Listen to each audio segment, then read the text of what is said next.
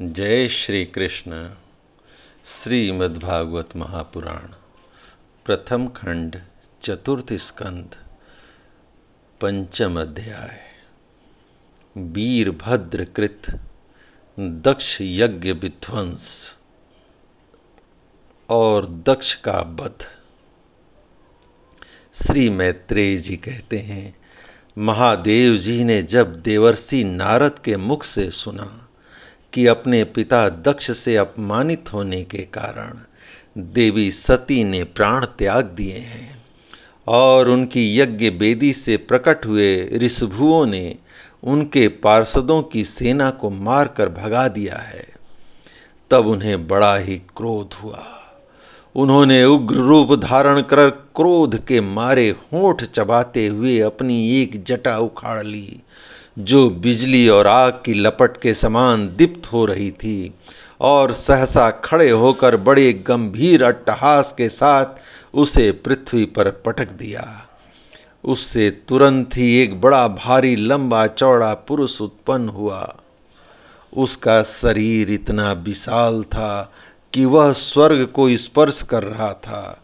उसके 1000 भुजाएं थीं, मेघ के समान श्याम वर्ण था, सूर्य के समान जलते हुए 3 नेत्र थे, विकराल दाढ़ें थीं और अग्नि की ज्वालाओं के समान लाल लाल जटाएं थीं। उसके गले में नरमुंडों की माला थी और हाथों में तरह तरह के अस्त्र शस्त्र थे।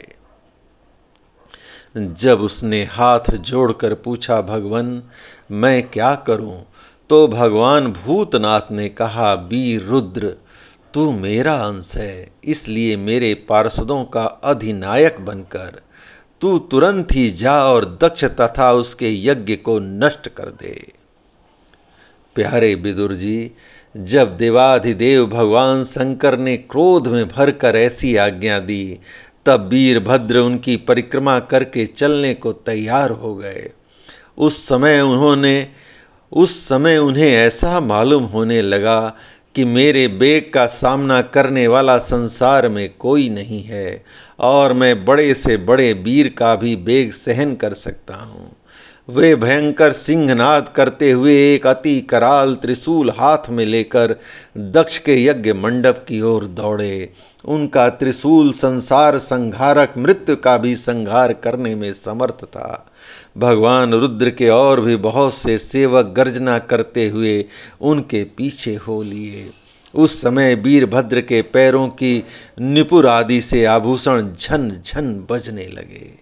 इधर यज्ञशाला में बैठे हुए ऋत्विज, यजमान, सदस्य तथा अन्य ब्राह्मण और ब्राह्मणियों ने जब उत्तर दिशा की ओर धूल उड़ते देखी, तब वे सोचने लगे, यह अंधेरा कैसे होता चला आ रहा है, यह धूल कहाँ से छा गई।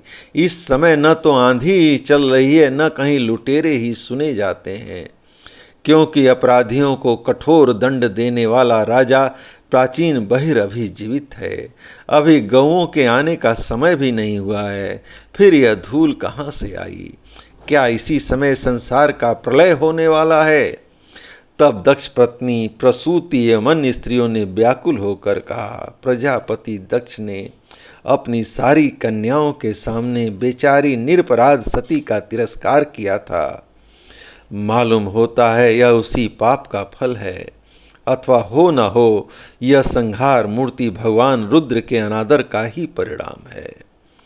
प्रलय काल उपस्थित होने पर जिस समय वे अपनी जटा जूट को बिखेर कर तथा शस्त्र अस्त्रों से सुसज्जित अपनी भुजाओं को ध्वजाओं के समान फैलाकर तांडव नृत्य करते हैं, उस समय उनके त्रिशूल के फलों से दिग्गज बिंध जाते हैं तथा उनके मेघ गर्जन के समान भयंकर टहास से दिशाएं विदीर्ण हो जाती हैं।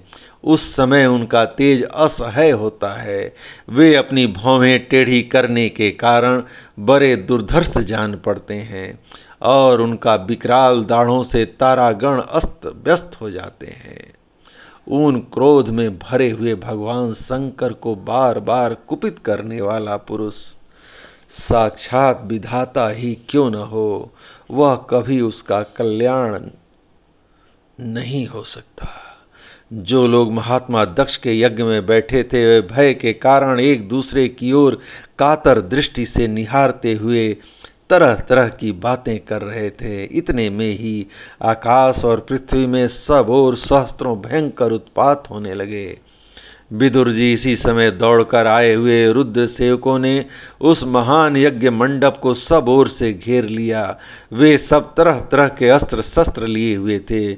उनमें कोई बौने, कोई भूरे रंग के, कोई पीले और कोई मगर के समान पेट और मुख वाले थे। उनमें से किन्हीं ने प्रागवंश यज्ञशाला के पूर्व और पश्चिम के खम्भों के बीच में आड़े रखे हुए डंडे को तोड़ डाला। किन्हीं ने यज्ञशाला के पश्चिम की ओर स्थित पत्नीशाला को नष्ट कर दिया।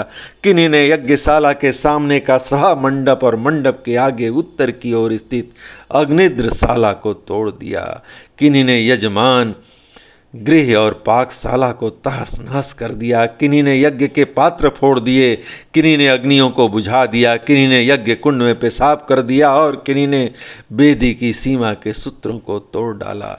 कोई कोई मुनियों को तंग करने लगे, कोई स्त्रियों को डराने धमकाने लगे और किन्हीं ने अपने पास होकर भागते हुए देवताओं को पकड़ लिया। मणिमान ने भृगु ऋषि को बांध लिया, वीरभद्र ने प्रजापति दक्ष को कैद कर लिया तथा चंडिस ने पूषाक और नंदीश्वर ने भग देवता को पकड़ लिया। भगवान शंकर के पार्षदों की यह भयंकर लीला देखकर तथा उनके कंकड़ पत्थरों की मार से बहुत तंग आकर वहां जितने ऋत्विज सदस्य और देवता लोग थे सब जहां तहां भाग गए। भृगु जी हाथ में श्रुआ लिए हवन कर रहे थे। वीरभद्र ने इनकी दाढ़ी मूछें नोच ली, क्योंकि उन्होंने प्रजापतियों की सभा में मूछें ऐंठते हुए महादेव का उपहास किया था।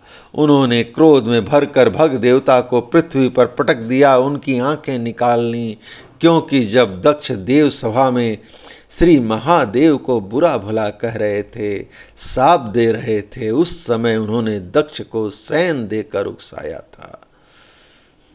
इसके पश्चात जैसे अनिरुद्ध के विवाह के समय बलराम जी ने कलिंग राज के दांत उखाड़े थे, उसी प्रकार उन्होंने पूषा के दांत तोड़ दिए, क्योंकि जब दक्ष ने महादेव को गालियां दी थी उस समय वे दांत दिखा रहे थे।